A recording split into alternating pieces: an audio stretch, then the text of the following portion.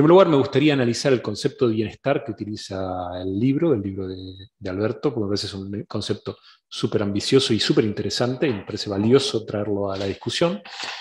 En segundo lugar, me gustaría trabajar sobre la importancia de la relación entre gestión y diseño, cómo eso funciona y cómo debería funcionar, tanto en el inicio del pensamiento como en el final de lo que se termina construyendo y cómo se termina gestionando.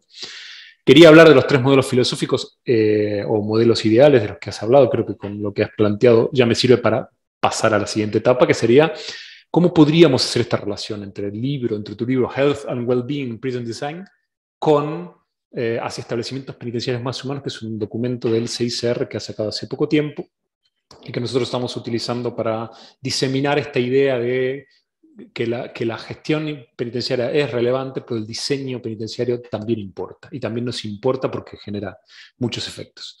Empecemos con el concepto de bienestar, porque, bueno, primero, es un libro recomendable, lo recomiendo a todos los que están aquí. Lo recomiendo sinceramente, no simplemente porque me han invitado.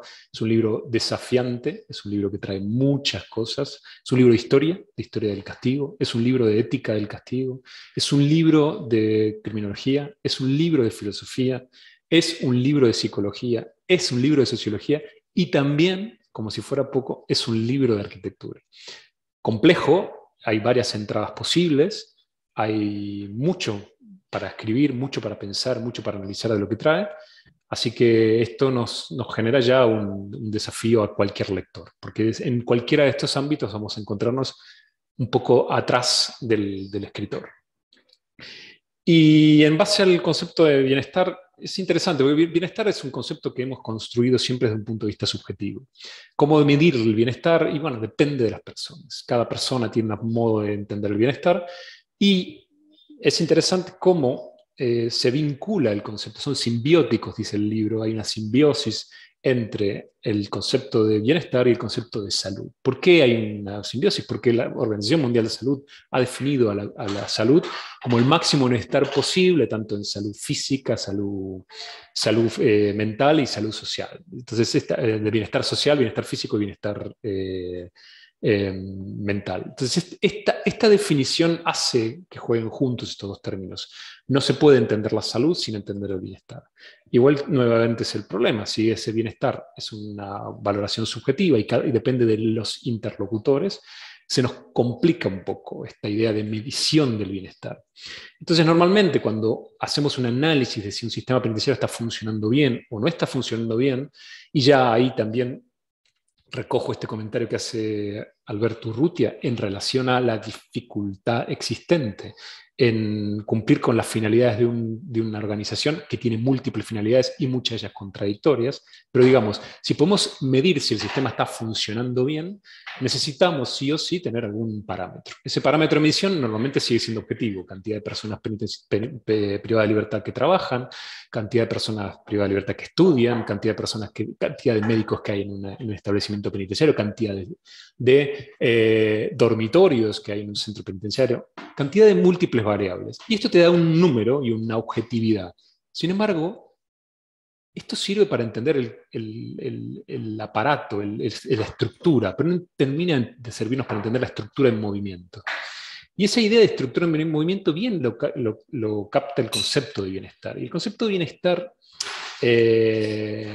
se vincula con esta idea, digamos, típica del ámbito anglosajón de cómo vamos a medir. Y este pensamiento de cómo medir determinados términos, determinados conceptos, creo que viene muy bien analizado en su momento por Alison Liebling y este Moral Performance, en la que hace un análisis de cómo medir cómo funciona la cárcel.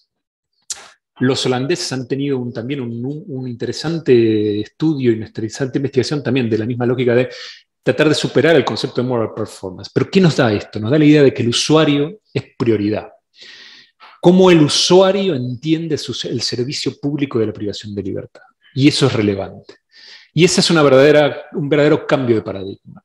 Entender que es un servicio público, un servicio social que entrega al Estado para un usuario y que el usuario puede valorarlo, es un cambio de paradigma. Y sobre todo un cambio de paradigma en Latinoamérica, donde se entiende esta idea jerárquica donde la persona privada de libertad recibe un tratamiento, la persona privada de libertad recibe un determinado tipo de acción, un determinado tipo de gestión. Pero también, y esto me parece súper valioso del libro y me parece súper valioso de los conceptos de medición, el bienestar está pensado en el entorno penitenciario. Eso significa que no solo es el usuario del sistema, sino el personal penitenciario que trabaja en él. El personal penitenciario, si pudiera, si tuviese las facultades para quejarse por el empleo que recibe, por el salario que recibe, por el empleo que tiene, tendría mucho más que aportar, mucho más que decir. Y tendría mucho más significado en términos de cuánto el Estado debe darles para que produzcan o generen su trabajo. Y esto es interesante porque, digamos, de vuelta, desde el concepto de bienestar nos dice muchas cosas. Pero bueno, decíamos, ¿cómo medirlo? Bueno, en su momento hay un psicólogo, Seligman, que dijo, sí, yo puedo medir, se puede medir, esto se puede medir. Esto se puede medir y hay 5 dimensiones para medir y genera esta idea del concepto de PERMA. ¿Qué es PERMA? En inglés, obviamente, un acrónimo en inglés, Positive Emotions, sería la primera, la P, esa sería tener estas emociones positivas, felicidad, tener un espacio de felicidad.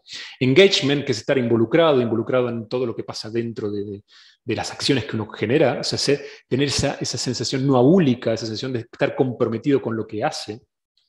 Esa R, que es relationship, tener unas relaciones que sean adecuadas, que sean positivas, que sean prosociales en un sentido, un término más criminológico. Luego tenemos esa M, que es el meaningful, esta idea del significado, que las acciones tengan ese sentido, que construyan un sentido para la vida de la persona, que tengan una lógica que valgan la pena. Y esa A, que es ese accomplishment, que sería la idea del cumplimiento, es decir, que permitan a la persona cumplir determinadas metas. Una persona que se fija metas y las cumple. Este PERMA es medible. Butler y Kern han hecho una estructura, han generado una 23 ítems para medir esto. Y parece ser que funciona. En Latinoamérica se ha utilizado, la ha utilizado Argentina, se ha utilizado en Chile, se ha utilizado en Ecuador, se ha utilizado en Colombia y al menos hasta donde yo sé también se ha utilizado en México, no para medir el bienestar de las personas privadas de libertad, pero sí para medir tipos de bienestar. Por ejemplo, el bienestar de un profesional universitario, el bienestar de un adulto mayor en un centro de alojamiento para personas adultas mayores. Es decir, medición de distintos paradigmas del bienestar. Y esto genera un cambio de enfoque porque medir el bienestar nos permite también medir la valoración, digamos, de cómo el usuario recibe el sistema. Y aquí es muy bueno el libro al decir, atención, el bienestar es un desafío enorme dentro de la privación de libertad. Porque si ustedes se han fijado en este PERMA que hemos hablado, es muy difícil que esos 5 ítems se cumplan en la privación de libertad.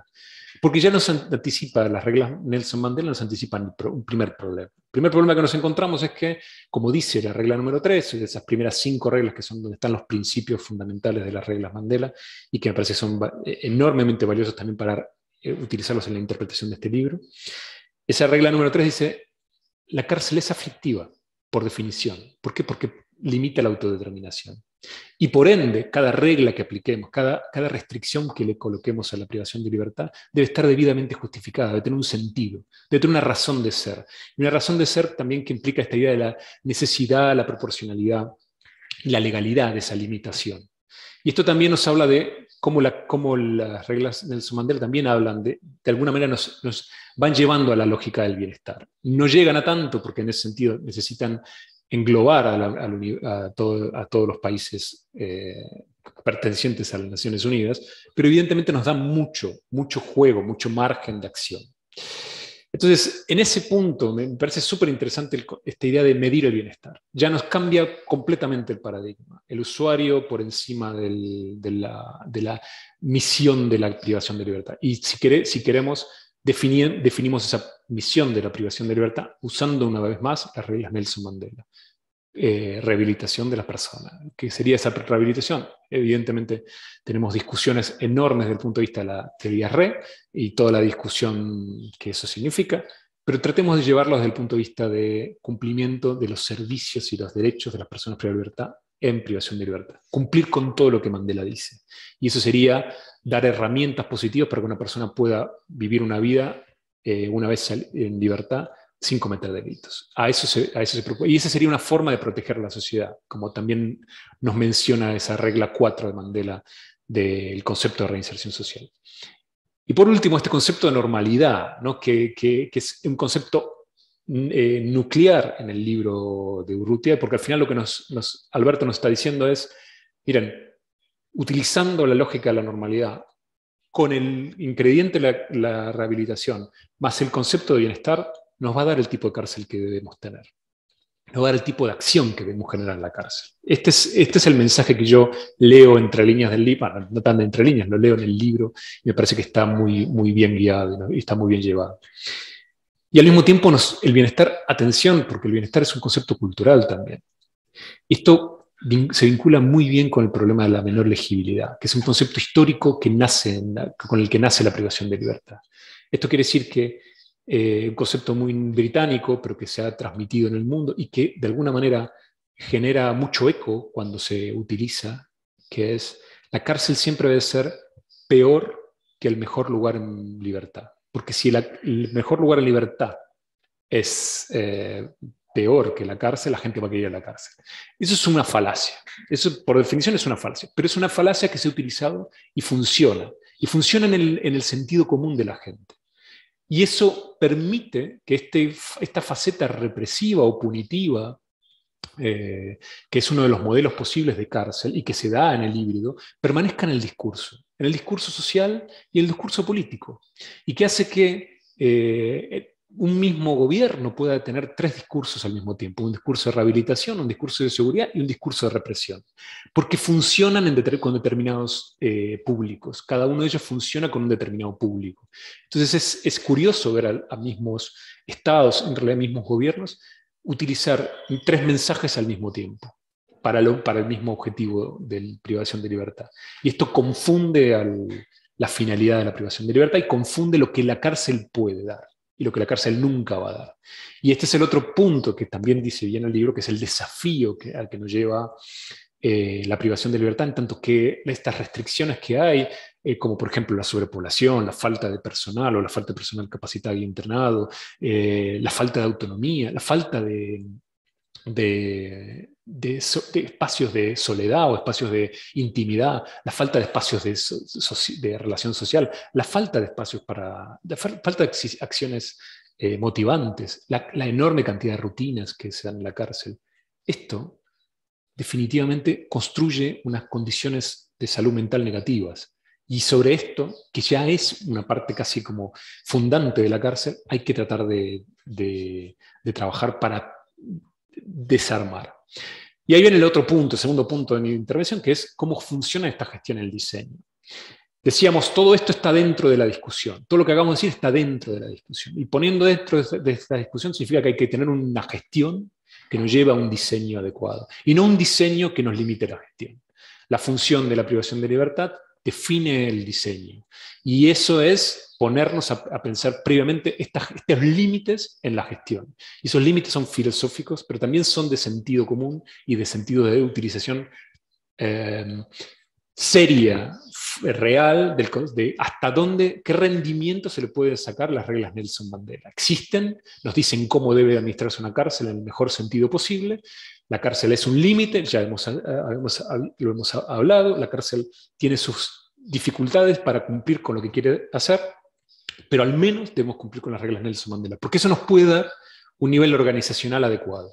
Y este es el límite de la organización. No importa los discursos que podamos utilizar, la organización debe cumplir con ese sentido, que está dentro de las reglas Nelson Mandela. Y ahí, en ese sentido, es que tenemos que tener este diálogo permanente con el diseño. Es antes, es previo. Y es también ese diálogo que nos tiene que primero invitar a decir, ¿es la cárcel la que va a solucionar el problema de política criminal? Esa es la primera pregunta que tenemos que hacernos. ¿Es ahí donde se va a solucionar un problema que tenemos de política criminal, un problema que tenemos de seguridad ciudadana? Lo va a poder conseguir. Y ese es un diálogo prioritario y primario que tiene que existir. Frente a ese diálogo, luego tenemos eso ya definido y luego entonces vamos a tener que pensar en 4 elementos esenciales. El diseño, por supuesto, el personal que va a utilizar ese diseño, los procedimientos que van a haber ahí y, sobre todas las cosas, esa primera clasificación, que va a decidir qué tipo de personas son adecuadas para ese centro que vamos a construir.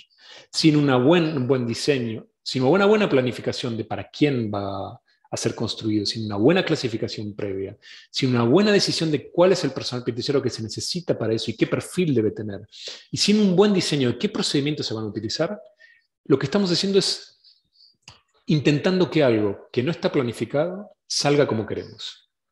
Y eso es tirar una moneda al aire. Y esto es lamentablemente como se construye en Latinoamérica. Esto es un hecho, es un dato de la realidad. Gestiones que empiezan pensando en el tipo de cárcel que quieren tener, sin preguntarse cuánto personal penitenciario necesitan para eso. Así nos encontramos, por ejemplo, enorme cantidad de centros penitenciarios con una cantidad de rejas en el medio que no tienen ningún funcionario que las pueda vigilar, porque no hay cantidad para tantas rejas que se han puesto. Diseños conservadores, en tanto que se les busca que el diseño resuelva los problemas de gestión, y como se quiere buscar que los diseños resuelvan los problemas de gestión, así es como llegamos a problemas de definición, ¿no? de cantidad. Y para no angustiar a Alberto Urzúa en cuanto al tiempo, o sea que ya lo veo medio como ansioso, le digo simplemente cerrar con este último punto. Este libro dialoga muy bien con hacia establecimientos penitenciarios más humanos, que es el libro del CICR. Dialoga muy bien, se entiende muy bien. El diseño importa, lo dice el libro del Comité Internacional de la Cruz Roja, lo dice el libro de Alberto, y funcionan bien. Y hay un punto súper interesante que es, hay 4 principios fundacionales para nuestro libro, el libro del comité. Uno es el no causar daño, y se entiende. El otro es el mantener un nivel máximo de normalidad, y que se vincula perfectamente con lo que Alberto escribe. Y otro es promover la salud y el crecimiento personal. Y promover la salud y el crecimiento personal, de alguna manera, el crecimiento personal funciona casi como, bueno, esto es bienestar, también es salud. Pero también lo vemos como rehabilitación. Entonces, crecimiento personal desde el punto de vista de la rehabilitación. Cuando hablas con una persona y la tomas como un igual, no estás hablando de lo que necesita para ser mejor.